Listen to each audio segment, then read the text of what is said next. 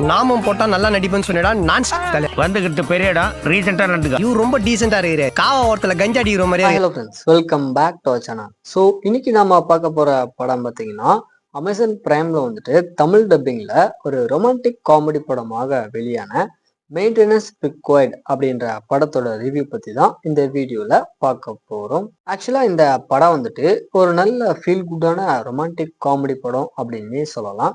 சரி, ஃபர்ஸ்ட் கதை அப்படின்னு பார்க்கும்போது நம்ம படத்தோட ஹீரோனான சார்லி பார்த்தீங்கன்னா இவங்க அப்பாவுடைய கார் மெக்கானிக் பிசினஸ் வந்துட்டு நடத்திட்டு இருக்காங்க. ஆக்சுவலா இவங்க எந்த ஒரு பையன் கூடமே பாத்தீங்கன்னா அந்த அளவுக்கு க்ளோஸா இருக்க மாட்டாங்க. இருந்தாலுமே ஆன்லைன்ல ஒரு பையன் கூட வந்துட்டு ஒரு மாதிரி லவ்லியா பேசிப்பாங்க அப்படின்னே சொல்லலாம். இந்த பக்கம் நம்ம படத்தோட ஹீரோ வந்துட்டு கார்ஸ் செல் பண்ணக்கூடிய ஒரு கார்பரேட் கம்பெனில ஒர்க் பண்ணிக்கிட்டு இருக்காரு. ஒரு இடத்துல இவங்க ரெண்டு பேருமே பாத்தீங்கன்னா மீட் பண்ணிக்கிறாங்க.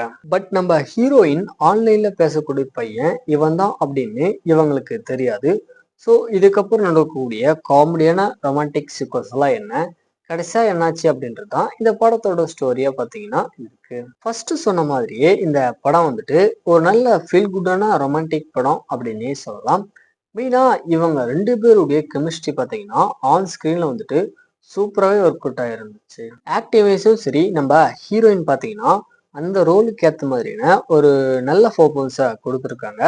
ஹீரோவுமே பார்த்தீங்கன்னா ஒரு நல்ல பர்ஃபார்மன்ஸை கொடுத்துருக்காரு. டெக்னிக்கல் சைடு அப்படின்னு பார்க்கும்போது சரி, சினிமாட்டோகிராஃபி எல்லாமே பார்த்தீங்கன்னா ரொம்பவே கலர்ஃபுல்லாக காமிச்சிருக்காங்க.